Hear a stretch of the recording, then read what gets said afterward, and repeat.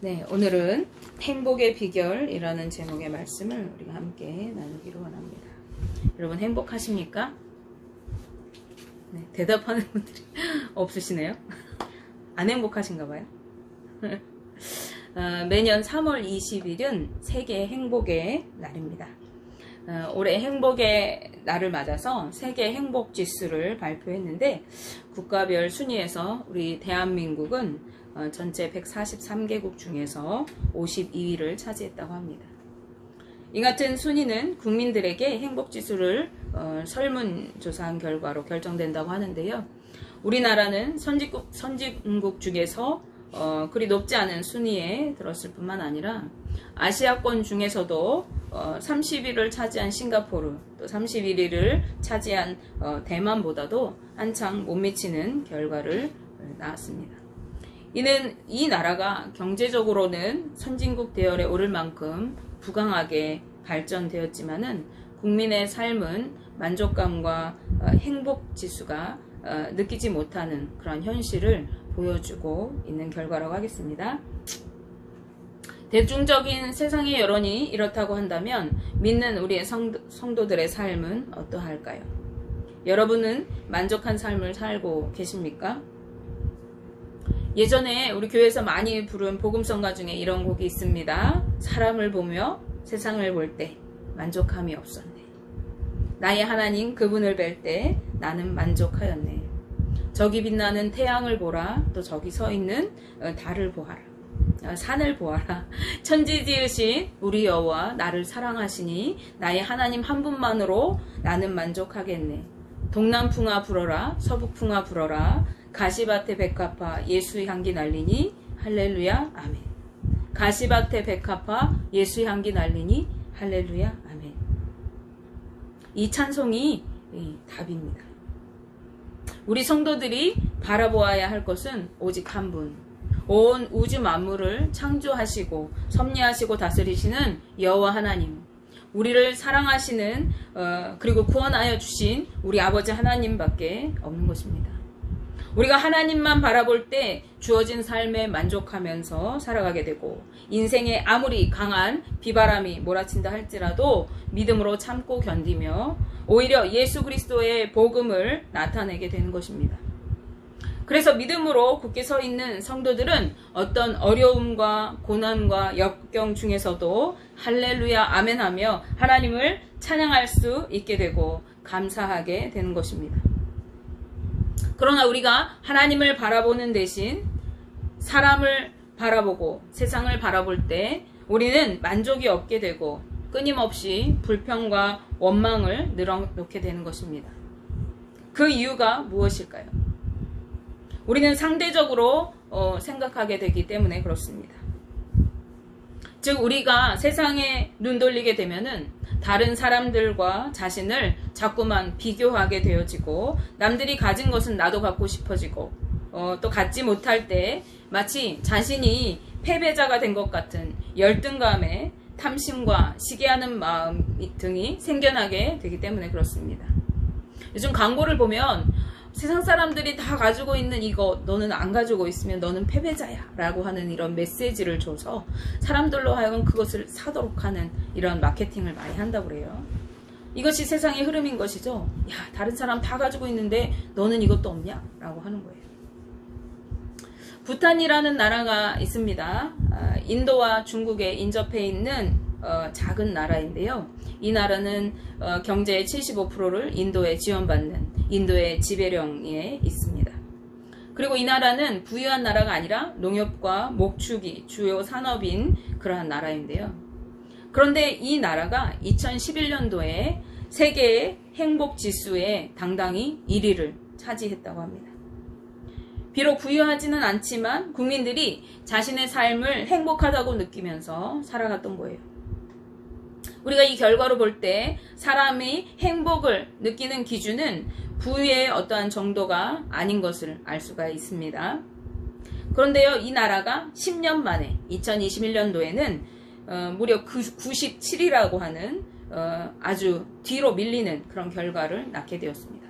그래서 왜 이러한 결과를 낳게 되었나? 왜 갑자기 순위가 이렇게 뚝 떨어지게 되었는가? 그 그 이유를 살펴보니까요. 이 나라가 그동안에 급격한 도시화가 되었습니다. 급격히 발달이 이루어진 거예요. 도시화로 인해서 이제 이전보다 삶은 편리해졌을 것이죠. 그런데 이 도시화와 함께 인터넷이나 SNS 등이 많이 발달되고 보급되면서 이제 사람들이 많은 정보를 얻게 되었어요. 그래서 부탄 국민들이 그 정보들을 통해서 우리나라가 빈곤한 나라이구나 라는 것을 자각하게 되었습니다. 그리고 다른 나라와 자국의 실상을 비교하면서 가난한 자신들은 잘 사는 나라 사람들보다, 부유한 나라 국민들보다 불행하다고 느꼈다는 것입니다. 그렇기 때문에 그 순위가 1위에서 10년 만에 97위로 밀려나게 된 것이에요. 우리가 기억해야 할 것은요, 부탄의 국민들을 불행하게 만든 것은 그들이 가난하기 때문에 그런 것이 아니라는 거예요. 그들이 다른 나라들과 자신의 나라를 비교하게 되면서 남들보다 못한, 그리고 갖고 있지 않은 자신의 처지에 만족할 수 없었기 때문이라는 것입니다. 오늘 본문 말씀에서 바울은 사랑하는 믿음의 동역자요 또 영적인 아들이었던 디모데에게 거짓 교사들에 대하여 경계하라는 것을 말씀하고 있습니다. 이 거짓 교사들은 참 진리이신 예수 그리스도의 말씀과 경건에 관한 교훈을 전혀 따르지 않고 오히려 교회 안에서 잘못된 교훈을 가르치는 자들이었어요. 이들은 교만하여서 아무것도 알지 못하면서 변론하고 언쟁하는 것을 즐겼습니다. 지식적으로 성경에 관해서, 신앙에 관해서 토론하고 누가 옳으냐 그르냐 판단하는 것을 즐겼다는 거예요. 예수 그리스도의 말씀과 경건에 이르는 교훈은 따르지 않는 자들은 마음이 교만하여지고 영적인 눈이 가려지게 됩니다. 따라서 진리에 대해 전혀 깨닫지 못하고 알지 못하면서 말하기만을 좋아하는 말쟁이가 되게 되는 거예요. 그래서 병적으로 변론과 언쟁을 즐기면서 교회 내에 분열을 일으키고 교회를 파멸하게 되는 결과를 낳게 되는 것입니다. 즉 진리를 따르지 않고 영적으로 무지한 자들이 마음이 교만하여져서 서로 자신의 지식을 자랑하며 지적인 토론과 언쟁을 벌이는 것입니다. 이것은 결국 도덕적으로 타락에 이어지게 되고 인간관계를 깨트리게 되는 결과를 가져오게 되는 거예요.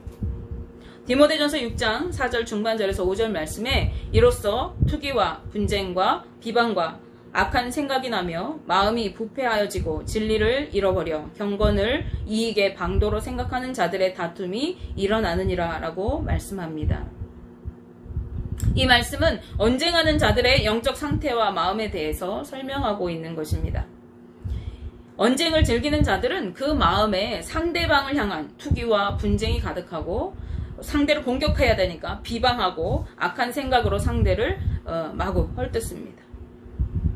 그러는 사이에 자신도 모르게 마음이 마음이 썩어버린다는 거예요. 그리고 어느샌가 진리를 잃어버리게 되는 것입니다. 또한 이들은 경건한 삶조차도 인간적이고 경제적인 이익의 수단으로 생각하게 되고 마는 거예요. 따라서 거짓 교사들은 진리가 그 속에 없고 영적인 능력도 없으면서 겉으로는 경건의 모양을 가지고 살아가는 자들이었고 자신들의 지식은 언변을 내세워서 진리와 관계없는 교훈들을 가르치면서 그것이 진리인 것처럼 말하고 가르치고 또 그 사례금까지 챙기고 있었던 것입니다. 이로 인해서 교회 안에 잦은 다툼이 있었던 것으로 보여집니다.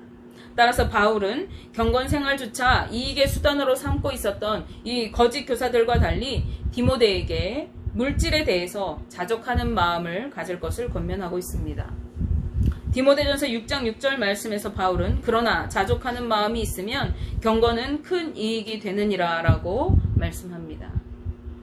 물질에 대해서 자족하는 마음을 갖춘 사람의 경건은요, 세상의 물질적 욕망에서 벗어나서 참된 행복을 누리게 되는 유익을 가져다 주는 것입니다.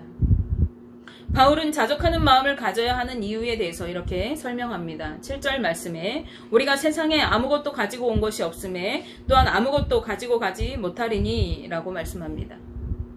우리는 이 세상에 태어날 때 빈손으로 왔습니다. 그리고 또 우리가 세상을 다 살고 떠나갈 때에도 우리는 아무것도 가지고 갈 수가 없는 거예요. 그래서 이 땅에서 누리고 있는 우리의 모든 것들은 내 것이 아니라고 하는 것입니다. 그러므로 내 것이 아닌 것을 얻기 위해서 애쓰고 고민하고 그것을 지키기 위해서 또 지나치게 노력을 기울이는데 힘쓸 것이 아니라 그것에서 벗어나게 될 때 우리는 영적인 문제에 보다 관심을 기울이게 되고 경건의 유익을 이룰 수가 있게 되는 것입니다. 그렇기 때문에 바울은 먹을 것과 입을 것만 있다면 족한 줄로 여기라고 말씀합니다. 여기서 먹을 것과 입을 것은 인간이 살아가는 데 필요한 최소한의 의식주, 살아가는 데 필요한 조건들을 얘기하는 거예요. 즉 먹고 살만하면 부정한 방법으로 부를 축적하거나 호화롭고 사치스러운 삶을 추구하지 말라는 것입니다. 예수님께서도 주기도문을 가르쳐 주실 때 우리에게 많은 물질을 구하라고 하지 않고 일용할 양식을 구하라고 하시죠. 우리에게 일용할 양식을 주옵소서. 일용할 양식은 사람이 하루 동안 살아갈 데 필요한 삶의 조건을 의미하는 것입니다. 또한 이 말씀은요, 삶의 우선순위를 삶의 넉넉한 데 두고 살아가지 말라는 거예요. 삶이 부유하기에 힘쓰는 그러한 것을 내 삶의 최우선순위로 살아가지 말라는 것이죠. 육적인 생활에 지나치게 관심을 기울이고 쾌락과 또 탐욕적인 삶을 살아가거나 또 재산을 축적하는 일에 몰두하다 보면은 영혼과 신앙 성장을 위한 노력에는 우리가 소홀히 할 수밖에 없습니다. 그래서 많은 사람들이 신앙생활 열심히 하고 그래서 기도 열심히 하고 사업을 하다가 그것이 잘 되잖아요. 막 번창하고 돈 벌기에 바빠요. 그럼 그 다음부터 어떻게 하죠? 교회 나오는 거 등한시하고 예배 한두 번 빠지고 내가 돈 많이 벌고 나중에 헌금 많이 가지고 갈게요. 이렇게 말하는 사람들이 생겨나는 것이고, 그러다가 또 어떤 분들은 잘 이루던 사업이 쫄딱 망하기도 하고 그렇게 되는 것이죠. 따라서 영적인 유익이 육체적인 유익보다 더 가치가 있다는 것을 아는 사람만이, 즉 구원의 확신을 가지고 하늘의 것을 소망하는 자만이 물질이 주는 어떤 안일함에서 벗어날 수가 있는 것입니다. 즉 자신이 누리고 있는 삶에 만족할 줄 알면서 먼저 그의 나라와 그 일을 구하게 되는 것이죠. 그러나 반대로 부를 축적하려고 하는 자들은 오히려 시험과 올무에 걸리게 되고 여러 가지 어리석고 해로운 욕심에 빠져서 파멸과 멸망에 빠지게 될 것이라고 경고합니다. 부하려고 한다라고 하는 것은요, 부를 향한 끊임없는 갈망과 의도를 말하는 것입니다. 이러한 자들은 자신이 현재 누리고 있는 것들에 대해서 끊임없이 불만을 가지고 있고 또 수단과 방법을 가리지 않고 부자가 되려는 욕망을 채우기에 급급한 사람들이에요. 어떻게 하면 돈을 더 많이 벌 수 있나? 어떻게 하면 집 평수를 좀 넓힐 수 있나? 어떻게 하면 나도 저 사람이 가진 명품백 하나 들어볼까? 전도서 5장 10절 말씀에 솔로몬은 우리에게 이렇게 교훈합니다. 은을 사랑하는 자는 은으로 만족하지 못하고 풍요를 사랑하는 자는 소득으로 만족하지 아니하나니 이것도 헛되도다. 아멘. 이렇게 부를 쫓아서 어떠한 세상적인 것을 얻기에 급급하면서 쫓아가는 자들은 결국 자신도 모르는 사이에 시험과 올무에 걸리게 되고 파멸과 멸망에 빠지고 마는 것입니다. 여기서 파멸은요, 현세의 삶, 지금 살아가고 있는 삶의 파멸을 의미하는 거예요. 그런가 하면 멸망은 내세의 파멸을 뜻하는 것으로 보는 것이 학자들의 일반적인 견해라고 합니다. 따라서 파멸과 멸망은 우리의 육적인 현재의 삶, 그리고 이후에 영적으로 철저한 파멸, 즉 멸망을 뜻하는 것이라고 하겠어요. 이 땅에서 멸망하고 끝나는 것이 아니라 영적인 삶에서 멸망을 의미하는 겁니다. 이러한 사실은 10절 말씀을 보시면 더욱 확실해집니다. 즉 돈을 사랑하는 자들은 육체적인 삶에서 시험과 올무에 걸려 파멸에 이르게 될 것이지만 결국 믿음에서 떠나게 되기 때문에 영적으로도 멸망에 이를 수밖에 없는 것입니다. 하지만 예수님께서는 마가복음 8장 36절 37절 말씀에서 이렇게 말씀하십니다. 사람이 만일 온 천하를 얻고도 자기 목숨을 잃으면 무엇이 유익하리요? 사람이 무엇을 주고 자기 목숨과 바꾸겠느냐? 아멘.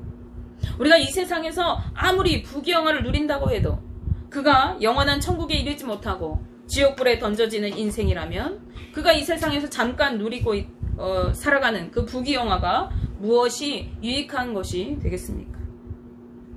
그렇기 때문에 바울은 돈을 사랑하는 것이 일만하게 뿌리가 된다고 다시 한번 강하게 말씀하고 있습니다. 디모데전서 6장 10절 말씀을 보시면 돈을 사랑함이 일만하게 뿌리가 되나니 이것을 탐내는 자들은 미혹을 받아 믿음에서 떠나 많은 근심으로써 자기를 찔렀도다 라고 말씀합니다. 돈을 사랑하는 것은 모든 악의 뿌리인 것입니다. 따라서 돈에 집착하며 사는 사람은 영적인 삶에 악영향을 미치게 되고 믿음에서 떠나게 되고 마는 것입니다. 또한 많은 근심으로 자기를 찌르게 된다고 말합니다. 이것은 결국 우리가 돈을 아무리 벌어도 아까 전도서에서 말했던 것처럼 우리가 은을 사랑해도 그 은이 나에게 있는 은으로 만족함이 없어요. 더 갖고 싶고 더 갖고 싶은 거예요.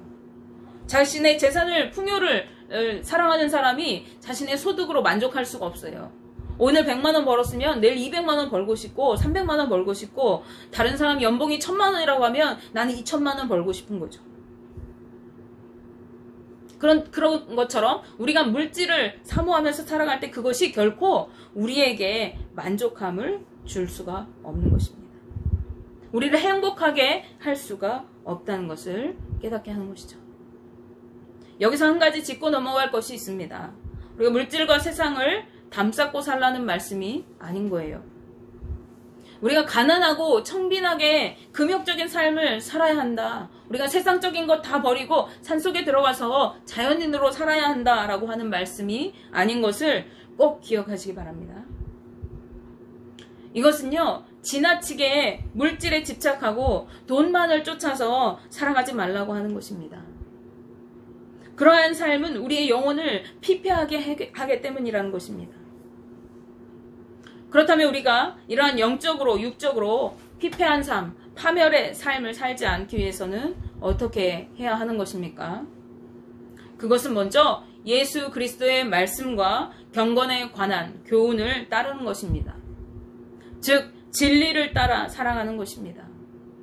성령의 인도하심을 따라 말씀에 순종하여 살아갈 때 우리는 우리의 마음이 부패하지 않도록 마음을 지킬 수가 있는 거예요. 우리가 성령을 따라 살아가는 것이, 우리가 하나님의 말씀에 순종하여 살아가는 것이 진리를 행하는 삶인 거거든요. 우리가 그렇게 하나님의 말씀을 따라 하나님의 뜻대로 살아갈 때 우리의 마음이 썩어지고 부패하는 것을 방지하게 되는 것입니다. 다음으로 자족하는 마음을 가지고 경건의 이익을 누려야 하는 것입니다. 우리는 주어진 삶에 만족하면서 성실하고 충성되게 자신에게 주어진 일을 땀 흘리고 수고하며 그 땀 흘린 만큼 결실을 누리는 하나님의 축복을 누리는 삶을 살아가야 하는 거예요. 우리의 산업과 소득은 주님께 있기 때문에 그렇습니다. 아무리 발버둥 쳐도 하나님께서 막으시면 아무것도 되지가 않아요. 우리가 힘쓰고 애쓰지 않아도 우리가 하나님께 의지할 때 하나님께서 우리에게 공급하시는 그 은혜로 우리가 풍성함을 누릴 수가 있는 것입니다.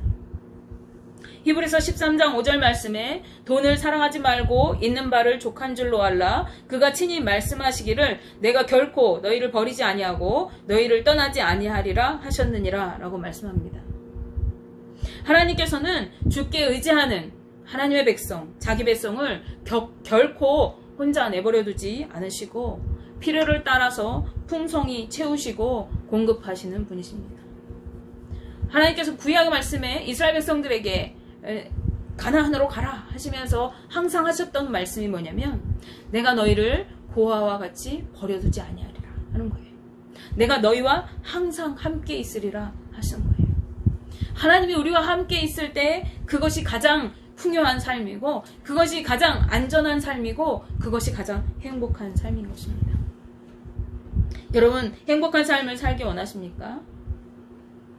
행복을 쫓아서 내가 행복을 만들려고 이것저것을 위해 애쓰고 힘쓰는 삶이 아니라 나의 삶을 하나님께 맡겨드리는 여러분 되시기 바랍니다. 그리고 하나님의 뜻대로 순종하여 살아가시기 바랍니다. 그럴 때 하나님은 우리에게 풍성한 은혜와 축복을 주시고 행복한 삶을 살아갈 수 있도록 인도해 주십니다. 왜냐하면 하나님께서는 자기 백성들이 행복하게 살기를 원하시기 때문에 그렇습니다. 원하기는 저와 우리 성도님들 모두가 세상적인 것들을 쫓아서 내가 억지로 만들어내려고 애쓰는 삶이 아니라 진리를 따라 행하며 주어진 삶에 만족하고 감사하면서 주님이 주시는 참된 행복을 누리며 살아가는 복된 인생들이 다 되시기를 주님의 이름으로 축복하며 기도합니다. 기도하겠습니다.